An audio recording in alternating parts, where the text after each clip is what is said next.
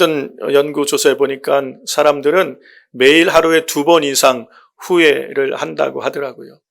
10대든 아니면 70대, 80대든 모든 사람은 후회를 하게 돼 있어요. 제가 얼마 전에 본 것 중에 재미있는 게 있는 게 한국 사람들이 가장 많이 후회하는 것을 연령별로 5가지를 이렇게 나눴어요. 그리고 남자와 여자 나눠서 근데 거기에 좀 이렇게 재미있는 것들이 있습니다. 한국 사람 남자들이 10대부터 70대까지 후회하는 것들로 순서를 딱 5가지를 나눴는데 그 중에 제일 많이 한국 사람들이 후회하는 게 공부 좀 할 걸이라고 후회한대요. 좀 배울 때 배워둘 걸, 공부 안 한 거를 후회를 많이 하더라고요. 그리고 또 한 가지 제가 눈에 띄는 게 뭐냐면 결혼에 대해서 또 이렇게 또 후회를 많이 하고, 남자분들은 40대 넘어가서 좀 뉘우치는 게 있어요. 부인에 대해서 잘못한 것에 대해서 후회를 해요. 내가 부인에게 좀 더 잘해주지 못한 것을 후회하는 게 눈에 띄죠. 다 이렇게 눈에 띄어요. 나머지 것들은 우리가 다 이렇게 쭉 보면 이해할 수 있는 건데 이렇게 주목할 수 있는 게 뭐냐면 가족과 관련된 게 굉장히 많아요. 관계와 관련된 것들이 많아요. 여자분들은 뭘 후회하는지를 한번 보세요. 여자분들도 공통적인 게 공부 좀 할 걸, 배워야 될 때 열심히 배우지 않은 거에 대해서 후회를 하고 있고요. 여자분들이 후회한 것들을 보면서 제가 이렇게 느낀 게 결혼에 대해서 되게 후회를 많이 하십니다. 30대부터 결혼하고 나서부터 후회해요. 결혼한 것을 후회해요. 40대 되면 결혼 잘못한 것 후회하고 50대도 결혼 잘못한 것 60대 가니까 결혼뿐만 아니라 이 가정, 이 집안과 같이 알게 된 것까지 후회를 하고 70에 가서 여자분들이 남편 먼저 보내고 나서 하는 후회가 뭐냐면 죽은 남편 있을 때 잘해줄 걸. 종이라도 좀 이렇게 있는 게 없는 것보다 낫다고 생각했는지 60대까지 결혼한 거를 후회하더니 먼저 남편 가고 나니까 남편 있을 때 좀 잘해줄 걸. 근데 남자들은 40대부터 부인에게 좀 잘못했던 걸 후회를 해요. 그러니까 이 결혼이라는 게 굉장히 후회를 많이 하는 겁니다. 근데 또 가만히 보면 다 이렇게 관계들과 관련돼 있죠. 이게 지금 한국 사람들이 5가지 후회하는 것들을 통계를 낸 거고요. 제가 이 서양 사람들의 또 후회한 것들, 그리고 죽음 직전에 가장 후회하는 것들, 여러 가지 통계들을 쭉 보면서 한 4가지 큰 카테고리 안에 결국은 우리 인생의 후회가 다 들어가 있더라고요. 그 중에 가장 가장 많이 후회하는 첫 번째 카테고리가 가족이에요. 이 가족. 내가 이 부부 사이도 마찬가지예요. 부부 사이에 좀 더 잘해줄 걸. 부부 사이에 관련된 가족과 관련된 후회가 많고요, 커요. 그리고 내가 부모님에게 좀 더 잘할 걸. 이런 후회들이 다 있어요. 내가 부모님에게 좀 더 잘할 걸, 내가 자녀들에게 좀 더 잘해줄 걸, 자녀들에게 좀 더 많이 가르칠 걸. 이 가족과 관련된 후회가 통계를 보여주시면 한번 참고하면서 보세요. 대부분 가족과 관련된 후회가 상당히 많아요. 그러니까 미국이나 유럽도 마찬가지인 걸 볼 수 있어요. 통계 자료 좀 올려주세요. 여러분 눈으로 보시면서 제 말이 정말 그런가 안 그런가 보시면서 보세요. 두 번째 사람들이 많이 후회하는 게 뭐냐면 건강과 관련된 것이에요. 이 서양 사람들은 더 이게 많더라고요. 건강과 관련돼서 후회가 많아요. 이 건강과 관련된 것에서는 내가 운동 좀 할 것. 한국 사람들은 좀 적은데 내가 좀 운동할 수 있을 때 운동 안 한 것. 그래서 병이 생긴 것들에 대해서 후회를 많이 하고 다른 데들 보니까 내가 좀 술 좀 조금 먹을 걸.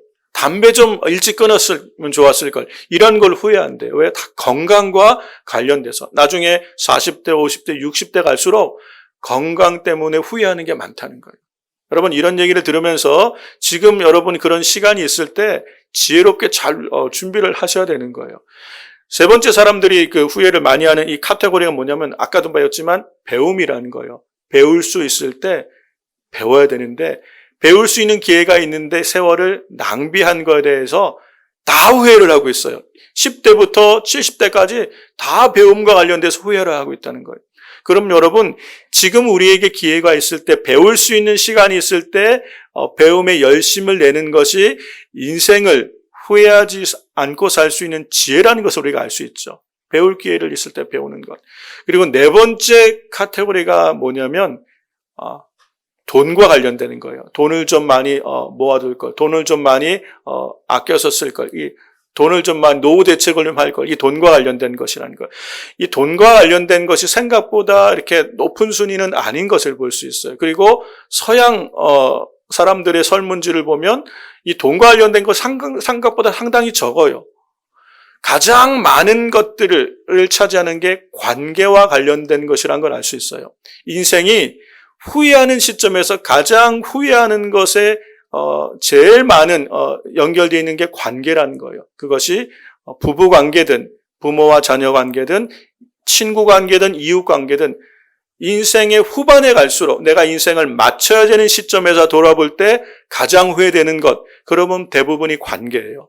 내가 부모님에게 좀 잘해줄 것, 내가 내 남편, 내 아내에게 좀 더 잘해줄 걸, 미안하다고 말 한마디만 했으면 되는데 그 말을 못해서 평생 마음에 그냥 이 못이 박혀가지고, 여자분들이 용서가 안 되잖아요, 남자들이.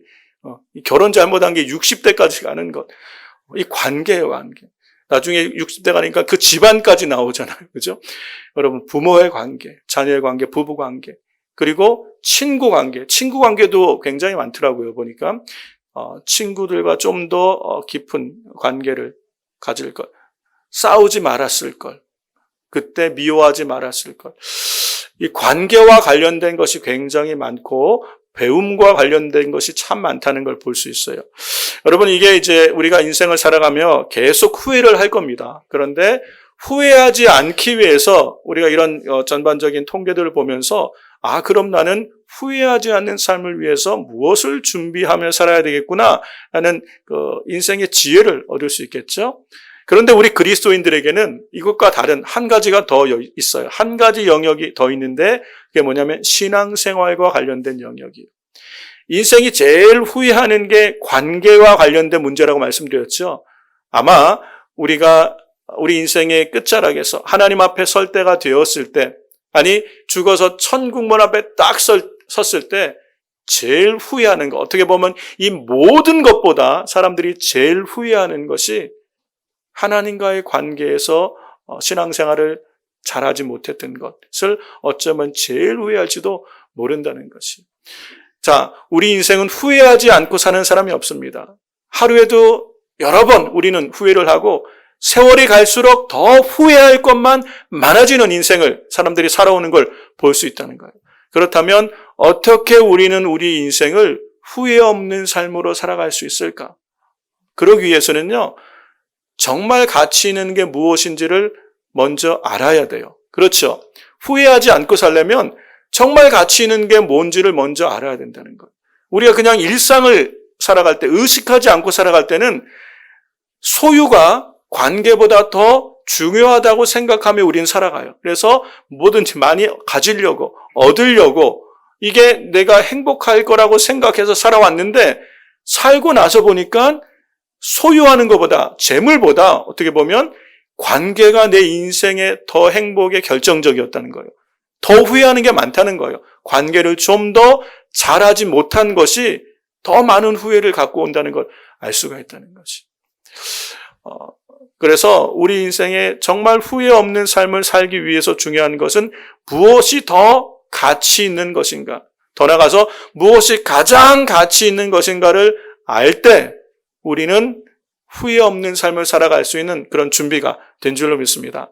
오늘 여러분과 함께 말씀을 나누려고 하는 이 사도 바울이 그의 인생에서 정말 가장 가치 있는 것이 무엇인지를 사도 바울이 어느 날 깨닫고 이렇게 고백하는 내용이 나와요. 이게 빌립보서 3장에 보면 사도 바울이 내가 가장 가치 있는 게 여기는 게 뭐다라고 얘기하는데 7절부터 현대인의 성경으로 보면요. 그러나 내게 유익하던 그 모든 것을 나는 그리스도를 위하여 다 버렸다. 네, 이 말씀 7절 말씀 보세요. 이게 무슨 얘기냐면 사도 바울이 예수님을 만나기 전에 가치 있다고 유익한 것이라고 생각했던 것들이 여러 가지 있습니다. 그런데 예수 그리스도를 만난 이후에 그 모든 것을 다 버렸대요. 그냥 버린 것 정도가 아니라 쓰레기라고 여길 정도로 가치 없게 깨달은 거예요. 그 다음 8절 말씀 보세요. 더구나 내가 모든 것을 잃어버린 것처럼 여기는 것은 내 주 그리스도 예수님을 아는 지식이 훨씬 더 가치 있기 때문입니다. 네. 이전에 유익하고 가치 있다고 생각했던 모든 것들을 다 버릴 만큼 예수 그리스도를 아는 지식이 훨씬 더 가치 있다는 것을 발견한 거예요.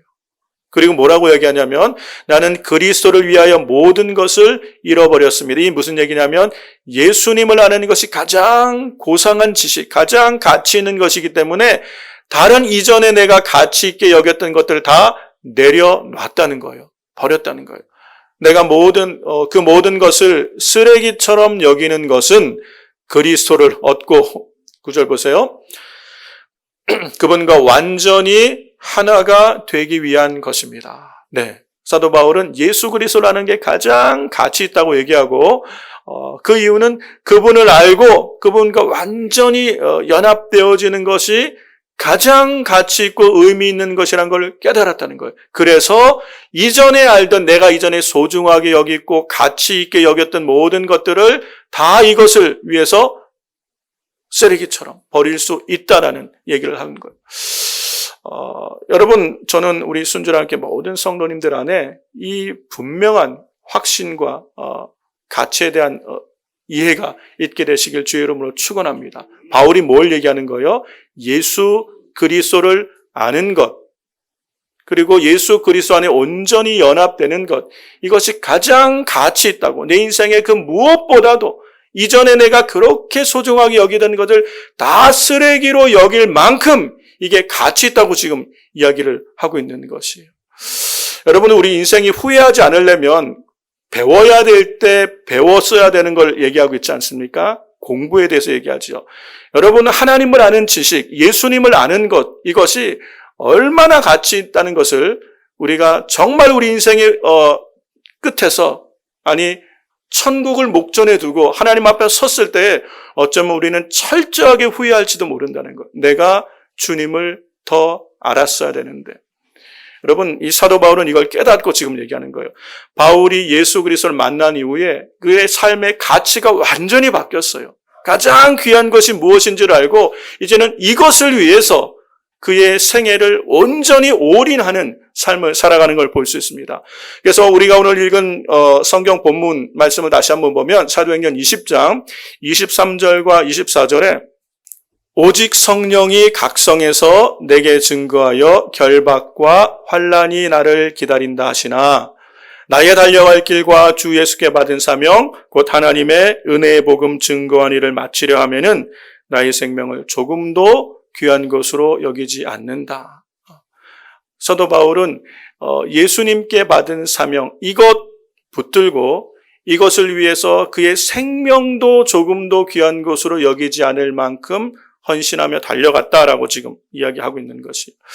사도 바울이 예루살렘을 향하여 가는 목전에 지금 사도행전 우리가 20장, 21장, 22장 계속 지금 보고 있죠. 바울의 인생의 후반에 그가 3차 전도행을 끝마치는 그런 시점에 예루살렘을 향해 지금 달려가는 길에 각 성에서 각 도시마다 성령님께서 미리 알려주시는 거예요. 바울이 예루살렘에 가면 환난과 결박이 그를 기다리고 있다. 그가 고통을 받을 수 있는 일들이 있다. 이것을 미리 알려주시는 거예요.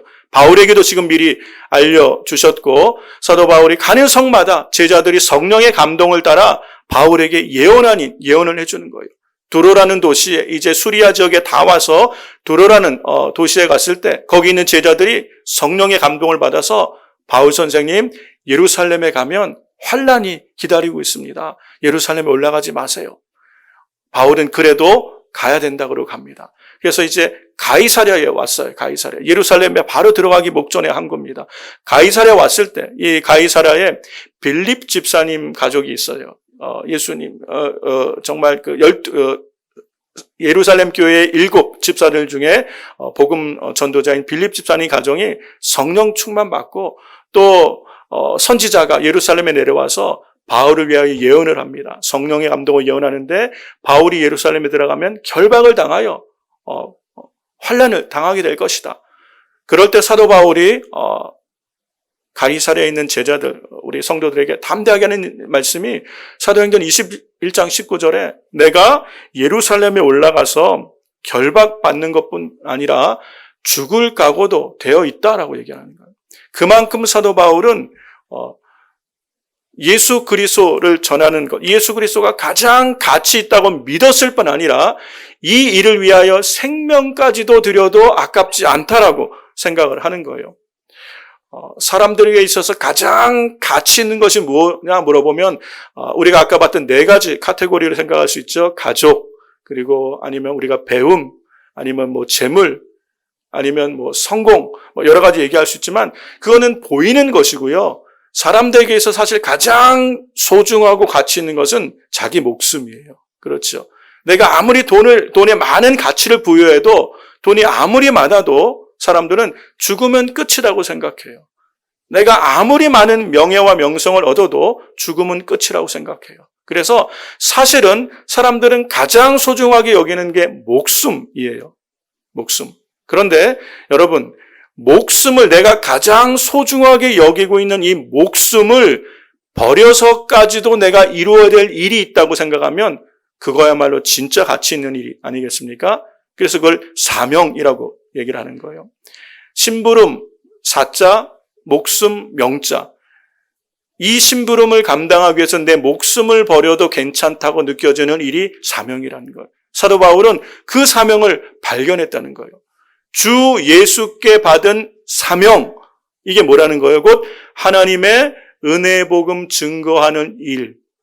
이 일을 마치려 하면은 나의 생명을 조금 더 귀한 것으로 여기지 않는다라고 말할 정도로 사도 바울은 사명을 발견한 거예요. 그 사명이 예수 그리스도고 예수 그리스도를 전하는 것. 사도 바울의 인생에 가장 귀한 것을 깨달았는데 그것이 예수 그리스도를 아는 것이고 이 예수님을 전하는 것이에요.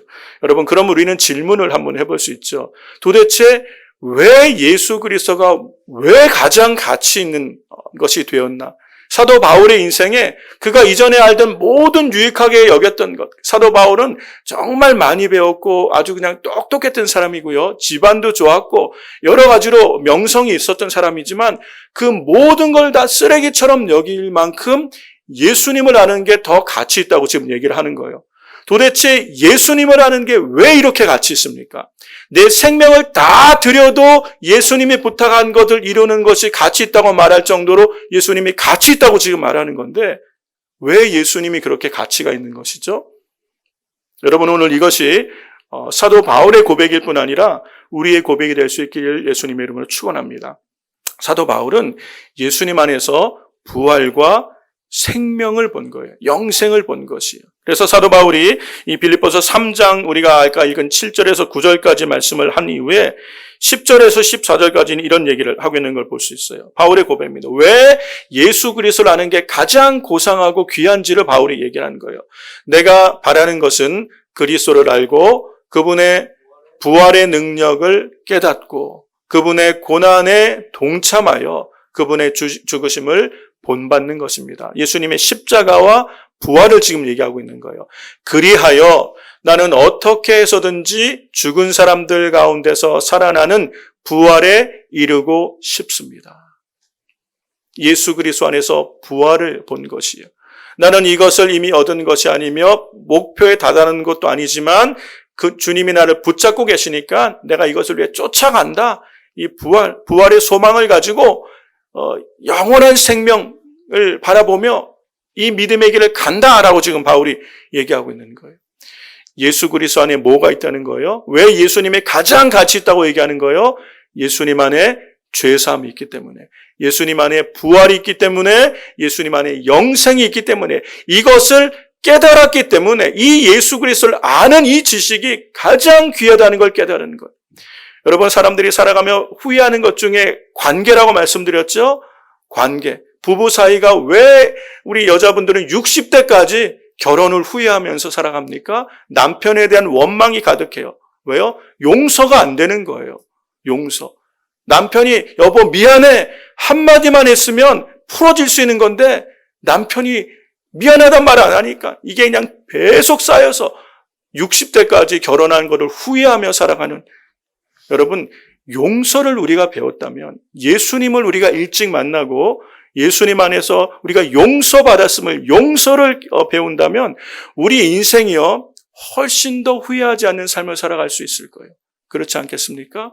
여러분, 우리가 살아가면서 얼마나 아웅다웅 다툼과 전쟁이에요.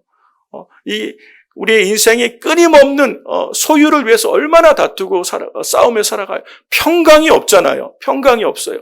그런데 예수님 안에 평강이 있는 거예요.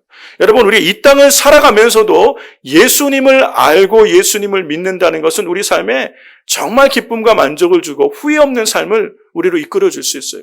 그런데 그것이 끝이 아니라 대부분의 인생은 이 땅의 삶이 전부인 줄 알고 살아가요. 그래서 이 땅을 사는 동안에 내가 얻을 수 있는 모든 유익을 위하여 최선을 다해 살아가요. 그렇게 하지 못한 것을 후회하며 살아가요. 그래서 죽음이 가장 두렵고 무서운 거예요. 그런데 예수 그리스도 안에 부활이 있음을 깨달은 거예요. 한 번 죽는 것은 사람에게 정한 것인데 그 다음엔 심판이 있다는 것을 몰랐어요. 그런데 인생의 죽음 앞에 딱 섰는데 죽음이 끝이 아니고 심판이 있고 천국과 지옥이 있다면 여러분, 인생이 가장 후회하는 게 뭐겠어요? 예수 그리스도를 몰랐던 것을, 예수 그리스도를 믿지 않은 것을 가장 후회하게 되는 것이에요. 부활이 있다는 거예요. 이 사도 바울은 이거를 깨닫고 확신하는 거예요. 부활이 있고 예수님 안에 영원한 하나님의 생명이 있고 영생이 있는 거예요. 천국이 있는 거예요. 이 땅의 삶이 끝이 아니라면, 죽음이 끝이 아니라면 우리 인생은 예수님이 가장 귀한 분이 되실 수밖에 없는 거예요. 그렇지 않겠습니까?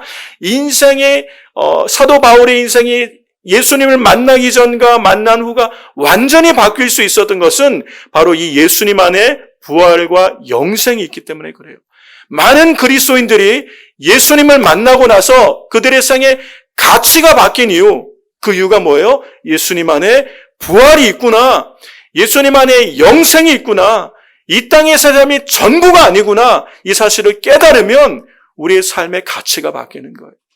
여러분, 신앙생활이라는 것은요, 이 분명한 가치가 변화된, 그래서 이제는 정말 가치 있는 삶을 향하여 그 삶을 지향하여 나가는 삶이 신앙생활인 줄로 믿습니다. 예수님을 안다는 것이요, 이렇게 우리 인생에 결정적으로 중요한 일이에요. 우리 인생의 가장 후회할 일과 가장 긴밀한 연관되는 게 예수님을 아는 것이라는 거예요. 그래서 사도 바울은 이 예수님을 아는 지식이 가장 가치 있고 귀한 지식입니다라고 고백을 할 수 있는 것인 줄로 믿습니다. 여러분, 오늘 이 고백이 저와 여러분의 고백이 되기를 주의 이름으로 축원합니다. 여러분, 여러분은 여러분의 인생에는 어떤 사명이 있습니까? 사도 바울은 이 예수님이 이렇게 가치 있고 중요하기 때문에, 예수님 안에 죄사함이 있고 예수님 안에 부활이 있고 예수님 안에 영생이 있기 때문에 이 예수 그리스도를 증거하는 일이 그의 인생에 내 목숨을 버리는 것보다 더 가치 있는 일로 삼은 거예요. 사명으로 삼고 이를 위하여 그의 온 생애를 다 드렸어요. 그의 모든 생애를 다 드리고 그가 인생의 마지막 그의 사도 바울의 발자취가 남은 게 디모데후서인데 디모데후서에 그가 마지막 한마디를 하면서 그렇게 살아간 인생을 후회했을까요? 후회하지 않았을까요? 오직 예수 그리스도가 가장 귀한 분이고 예수님 전하는 것에 나의 생명을 다 드리겠다라고 그렇게 살고 난 후에 그 인생의 끝에서 그가 하는 고백을 한번 들어보세요. 디모데후서 4장 7절과 8절이 바울의 마지막 유언이에요. 이미 하나님께 제물로 드려진 나에게 세상을 떠날 때가 가까웠습니다. 바울이 죽을 때가 됐어요. 내가 선한 싸움을 싸우고 모든 일을 마치고 믿음을 지켰다라고 얘기해요. 내가 선한 싸움을 싸우고 모든 일을 마치고 믿음을 지켰다. 이제 남은 것은 의의 면류관을 받는 일뿐입니다. 이 얘기를 하는 거예요. 이것은 의로우신 재판장이신 주님이 재림하시는 날 나에게 주실 것이며 나뿐 아니라 예수님의 다시 오시기를 사모하는 모든 자들에게 주실 것입니다. 여러분, 이 바울의 마지막 고백에 후회라는 것이 있습니까?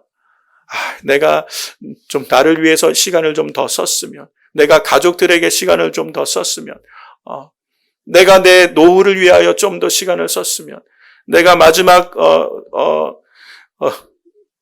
복음 전하러 가지 않고 좀 노후를 편안하게 보냈으면, 이런 후회가 있나요? 전혀 없어요.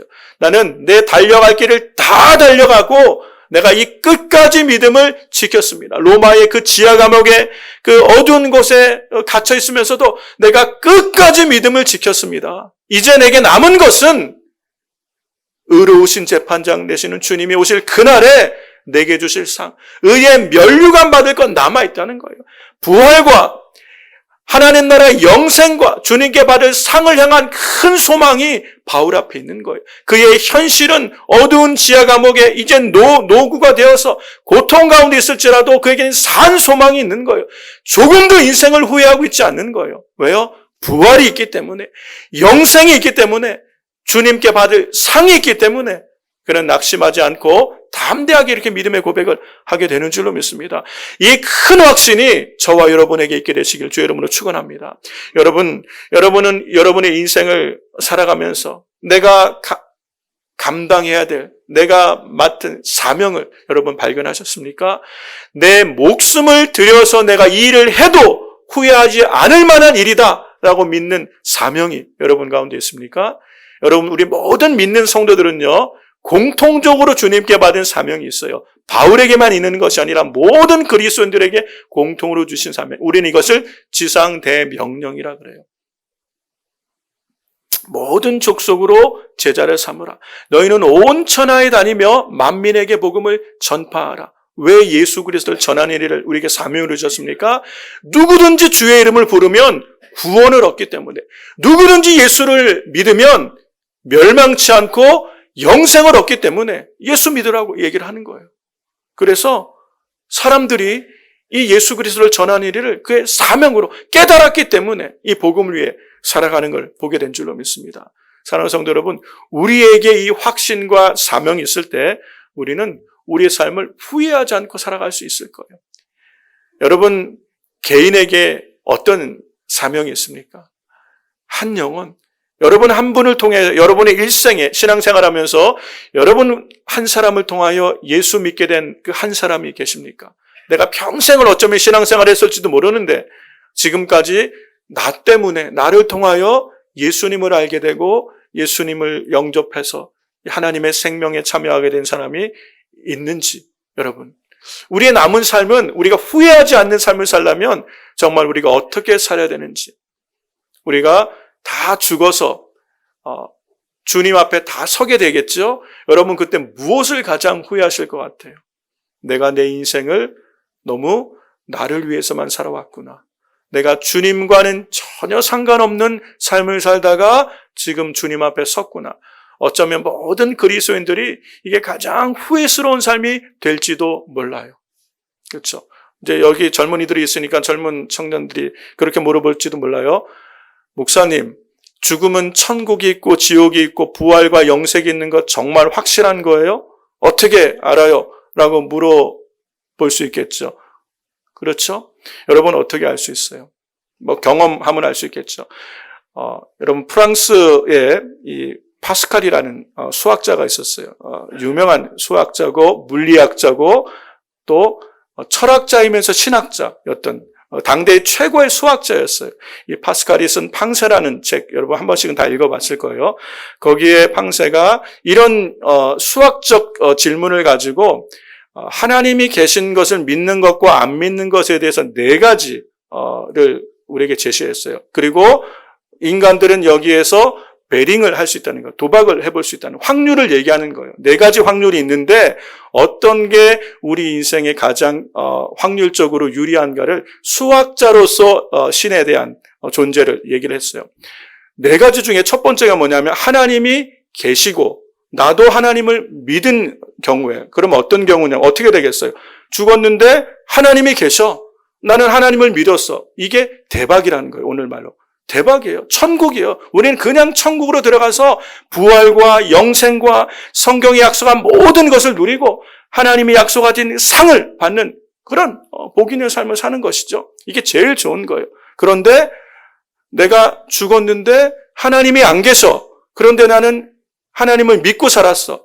그럴 때 내가 기회비용을 따라서 손해보는 것이 뭐고 이익 보는 게 뭐예요? 하나님이 죽었는데 안 계신데 내가 신앙생활 했을 때 여러분이 손해보는 게 뭐예요? 주말에, 주일에 남들 다 놀러 갈 때 놀러 가지 못하고 여기 비가 오는데 지금 허리케인 온다 그러는데 예배실 와가지고 앉아있는 거. 이게 조금 억울해. 그렇죠. 억울해. 그런데 가만히 보니까 교회 다니면서 또 얻었던 또 그런 만족도 있어. 그러니까 이게 그게 그거구나. 내가 죽었는데 하나님은 안 계신데 난 신앙생활 했어? 별로 손해보는 게 없다는 얘기예요. 파스칼의 얘기입니다. 세 번째, 내가 죽었는데 하나님도 안 계시고 나도 안 믿었어. 그러면 아무것도 아니죠. nothing이에요. 하나님도 안 계셨고 나도 안 믿었어. 그냥 내가 살아온 거 그냥 nothing, 아무것도 아니에요. 근데 마지막이 뭐냐면요. 네 번째가 뭐냐면 내가 죽었는데 하나님이 계시는데 내가 안 믿었어요. 이럴 때는 어떻게 되는 거예요? 이거를 패가망신이라고 얘기하는 거예요. 패가망신. 완전히 끝장이에요. 지옥. 되돌이킬 수 없는 지옥의 형벌을 그대로 우리가 영원히 감내해야 되는 것이에요.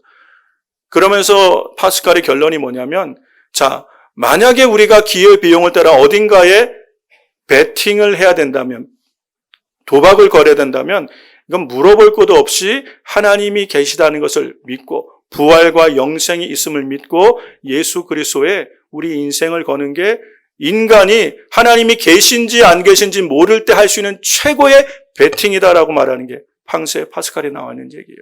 여러분, 그냥 수학적으로도 이해가 되죠. 우리 인생이 예수 그리스도께 우리 인생을 거는 것은요, 최고의 우리의 선택이라는 것이에요. 후회하지 않을 삶을 살아가는 최고의 비결이 하나님께 우리 인생을 거는 거예요. 왜요? 예수 그리스도 안에 부활이 있고 생명이 있기 때문에 우리가 그것을 반드시 우리가 인생의 끝에서 마주하게 될 것이기 때문에, 그러므로 이 예수 그리스도보다 귀한 분이 없는 거예요. 그래서 이 예수 그리스도를 증거하는 것보다 우리 인생에 더 가치 있는 일이 없게 되는 거예요. 부활이 없고 영생이 없다면 이것은 헛수고일지 모르지만 부활과 영생과 영원하신 하나님 나라가 있고 하나님의 말씀의 약속이 이루어진 그날에 이거보다 더 가치 있는 인생이 없다는 걸 미리 깨닫고 바라봤던 사도 바울은 인생의 끝자락에서 주님께 받을 상을 바라볼 수 있게 된 줄로 믿습니다. 오늘 사랑하는 우리 순전한 교회 성도 여러분, 우리 인생에 정말 후회하지 않고 살 수 있는 길이 뭐가 있겠어요? 여러분, 이 땅에서는요, 후회 없는 인생이 없습니다. 오직 하나님 안에, 오직 예수 그리스도 안에 소망이 있는 줄로 믿습니다. 이 예수님 더 깊이 경험하고 이 예수님 더 알고 주님 앞에 갔을 때 너 좀 성경 공부 좀 알고 너 좀 나에 대해서 좀 알지. 내가 예수님을 좀 더 알았으면 더 주님을 사랑했을 텐데. 이런 후회하지 말고 주님을 아는 일에, 그리고 이 예수님을 전하는 일에 우리의 삶을 다 드릴 때 후회하지 않는 믿음의 삶, 정말 주님 앞에 갔을 때 받을 상이 있는 복된 인생을 살아가는 저 여러분 되시기를 주의 이름으로 축원합니다.